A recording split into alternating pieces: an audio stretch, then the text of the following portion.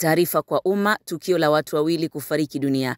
Mnamo tarehe 13 mwezi wa 3 2025, muda wa saa 12:30 asubuhi, huko katika maeneo ya mtaa wa Njiro Ndogo kati ya Sokoni Wani katika halmashauri ya jiji la Arusha, watu wawili wasiofahamika majina, wanaume wanaokadiriwa kuwa na umri wa miaka 25 hadi 28, walifariki dunia baada ya kushambuliwa na kujeruhiwa sehemu mbalimbali za miili yao na watu wasiofahamika. Watu hawa walishambuliwa mara baada ya kuiba pikipiki iliyokuwa imegeshwa jirani na kituo cha mafuta cha Simba Oil kilichopo eneo la Njiro Ndogo, ambapo pia walichoma pikipiki yenye namba usajili MC438 ESG aina ya Sinorai iliyokuwa inatumiwa na watu hao. Jeshi la polisi mkoani hapa linaendelea kufanya uchunguzi wa tukio hili ili kubaini chanzo cha tukio, na hatua zitachukuliwa kwa wale wote watakaobainika kuhusika na tukio hili, ambapo miili ya marehemu imehifadhiwa katika kituo cha afya Muret kwa ajili ya utambuzi na uchunguzi wa daktari. Aidha, jeshi la polisi mkoani Arusha linawaonya watu wanaoendelea kujichukulia sheria mkononi kuwa waache mara moja na badala yake watoe taarifa za uhalifu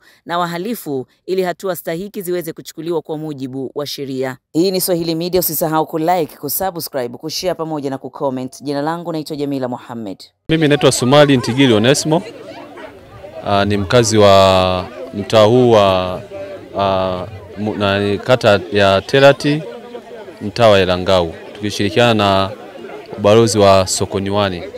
Kwa hiyo kuna tukio limetokea hapa ambalo ni vijana ambao hawana kazi ambao wamekamatwa wakiwa wanafanya matukio ya wizi kwa kuwapola wananchi.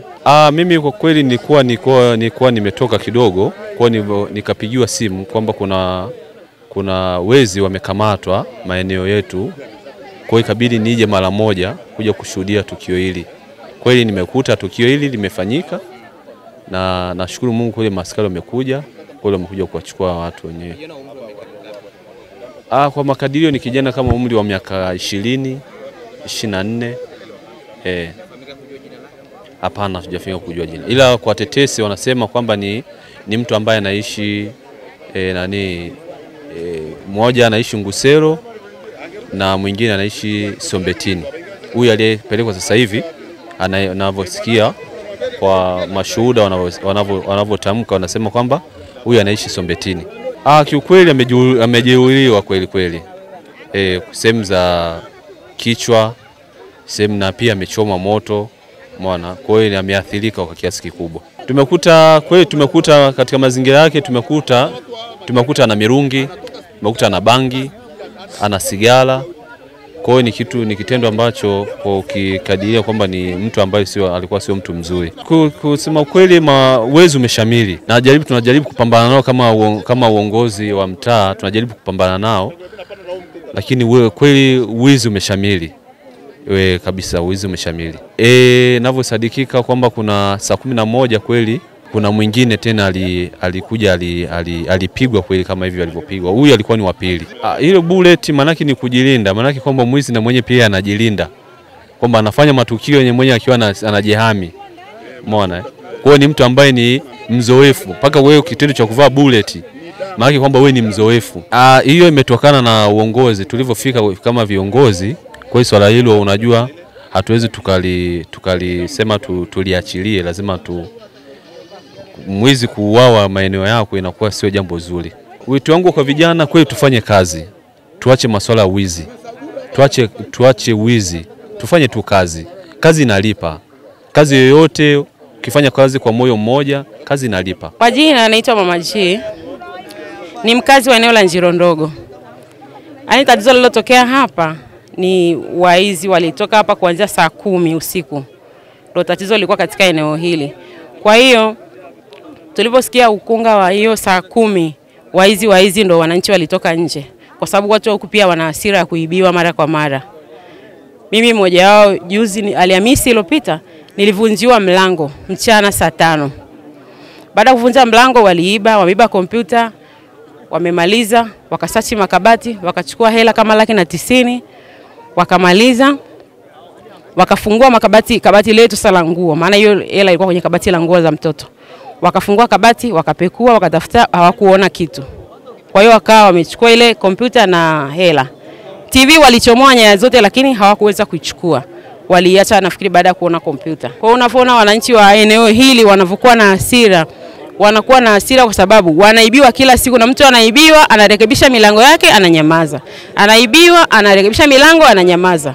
Na pia viongozi, tunaomba viongozi wa serikali ya mtaa huu wawe na, yani sijui nisemeje, yani changamoto zinatokea kwa sababu pia wawe na ushirikiano. Kama tukio la tangu saa 10 mwenyekiti wa mtaa halijui mpaka sasa hivi, inashangaza. Ila balozi naye anapigiwa simu. Kwa nini? Ina maana hawana ushirikiano. Viongozi wapo lakini hawana ushirikiano. Hawana ushirikiano. Washikamane, matatizo kama haya yataisha kwa wananchi. Tunapotoka kwenda kutafuta sio kwa ajili ya matumizi yetu tu. Sisi pia ni walipa kodi. Ukinunua umeme unalipa kodi. Ukinunua maji unalipa kodi. Kwa hiyo unaona wamama wanakuwa na hasira. Wananchi wanakuwa na hasira. Wamechoka kuibiwa. Hiyo panga mpya ni saa 10 lakini panga tayari ina damu. Ina maana kuna mtu kashakatwa kule uwanjani. Tukio la leo kama huyu naona ameuawa, anaipigwa hapo chini wa pili. Huyu ni kijana wa pili kati ya watatu walikuwa kwenye pikipiki mpya namba ES. Walikamatwa na madereva toyo asubuhi. Baada ya kuwakimbia wakawa wanazima taa usiku huo. Kwa hiyo madereva toyo, mwenyekiti wa toyo kule dampo sasa. Mwenyekiti wa toyo kule dampo ndo alikuwa na hasira, akamgonga huyo kijana mwenye yupi alikuwa anaendesha hiyo pikipiki. Hiyo saa 10. Ndo wakapiga kelele ya mwizi, ndo wananchi wakatoka. Walimkata mtu huko juu, wakawa sasa madereva toyo walivyokuwa wanawafuata ndo kukimbilia huku kujificha. Kwa hiyo madereva toyo na wenyewe walivyokuwa wengi wakawa wamezima taa wakawavizia. Baada ya kuwavizia ndo wakawapata. Baada ya kuwapata ndo hasira kali watu wanazo ndo wakaanza kufanya matukio kama unavyoona. Walikuwa watatu ila wamekamatwa 2. Mmoja tayari alipigwa asubuhi, alichukuliwa na polisi, afu ndo polisi akarudia pikipiki iliyokuwa imechomwa moto. Vijana wanatakiwa wafanye kazi kwa sababu hawa wanatia aibu kwa sababu wana pikipiki mpya namba ES. Kwa nini wasifanye kazi? Kwa nini wanaiba? Ni vijana wana nguvu, ni wachanga, kwa nini wasifanye kazi? Wanaiba kwa nini? Wafanye kazi. Kama sisi tunalea watoto, tunaweza kuwasomesha, tunatafuta hela kwa jasho. Watumie akili pia kutafuta hela. Kwa majina naitwa Lea Macmillian, ni mkazi wa Murieti. Kilichotokea leo ni usiku wa jana, kulikuwa kuna mwizi amekamatwa, kumbe baina yake walikuwa wako 2, mmoja kuchomwa moto na mwingine kukimbilia ndani ya nyumba yangu. Asubuhi ndo ananigongea mlango nimfungulie geti. Maana nilikuwa nimefunga geti. Kutoka namuuliza wewe nani, ananiambia dada mimi ni mmoja wa wale waizi wa jana, nisaidie niweze kufanyaje kutoka hapa. Nikamwambia sasa nitakutoaje hivi, ngoja nikuitie nani? Balozi, ili uweze kutoka kwa usalama maana watu tayari wamekujua kwa usiku ule. Ghafla yeye akakimbia akaruka ukuta, ndo watu kupiga kelele za mwizi zeni kwenye kuuawa. Hakutaka hata kunizuru. Alikuwa ananiomba tu nimfungulie geti. Ni mfululizo. Alhamisi juzi jirani yangu hapo alivunjiwa mlango. Tujui sasa ndo anaendelea kupigwa mwizi. Tunasubiria polisi waje wamchukue.